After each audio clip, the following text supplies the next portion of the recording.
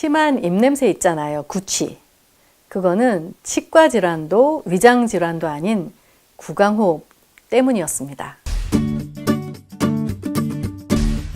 제가 코를 들여다보면서 환자를 치료하다 보면 환자분들의 입과 코를 통해서 환자가 호흡할 때마다 맡아지는 그런 악취를 느끼게 되죠. 노심초사로 갑자기 신경을 많이 쓰고 과로해서 나는 입냄새가 있고, 이 사람은 어제 잠을 푹 못 잤구나 싶은 그런 입냄새도 있습니다.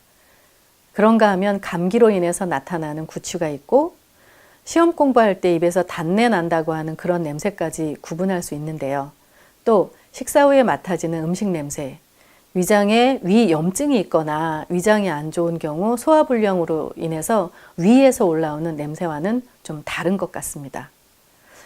교과서에는 전신질환이 있을 때 간 질환이나 신장 질환, 당뇨병이 있을 때 나타나는 특이한 냄새가 있다고 하는데요. 그런 경우를 제외하고 제가 치료를 하면서 환자분들의 입냄새를 구분할 때 그 정도는 구분할 수 있었습니다.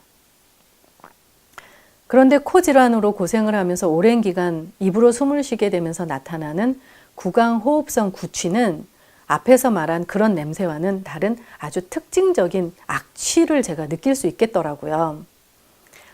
저는 코를 전문으로 치료를 하니까요.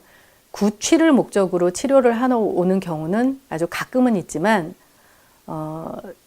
대부분 코가 안 좋아서 오시는 분들의 구취를 치료하게 되는데, 이런 분들을 치료하면서 입냄새, 구취는 진짜 코 질환이구나 이렇게 생각하게 되었습니다.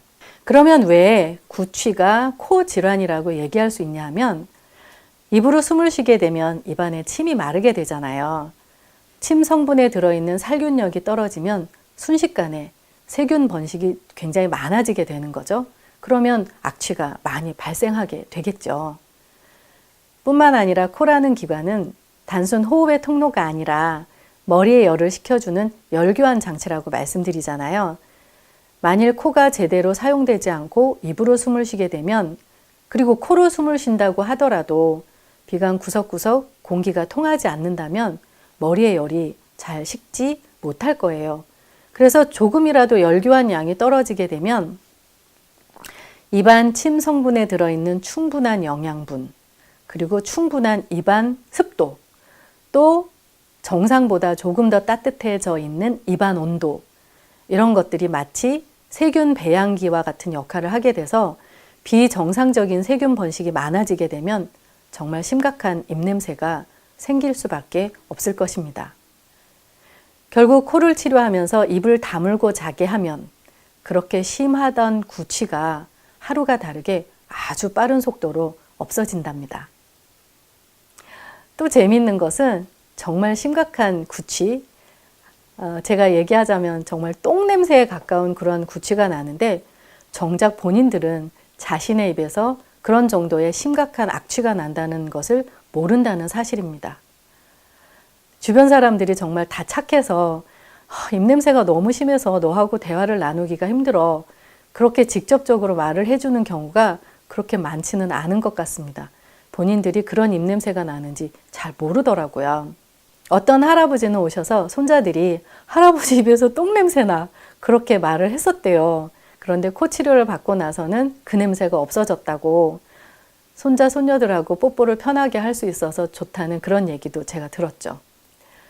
결혼한 지 한 15년 정도 되시는 부부인데요. 그 남편분이 여기서 치료를 받고 난 이후에 아내의 입냄새가 없어져서 너무 좋다고 부부가 같이 치료를 받았었거든요. 그렇게 말하니까 그 아내가 깜짝 놀라면서 정말 그랬었냐고, 진작에 말을 하지 그동안 왜 말을 안 했냐고 할 정도로 본인들의 입냄새에 대해서 모르고 지내는 경우가 정말 많은 것 같습니다. 심각한 다른 전신질환이 있는 경우에도 입냄새가 생길 수 있지만, 그런 심각한 질병 없이 가장 직접적이고 대부분을 차지하고 있는 구취의 원인은 구강호흡을 유발하는 코 질환이라고 생각합니다. 저는 코를 치료하는 한의사로서 구취까지 성공적으로 치료되는 비염과 축농증 치료법을 갖고 있다는 것이 정말 다행스럽다고 생각하고 있습니다.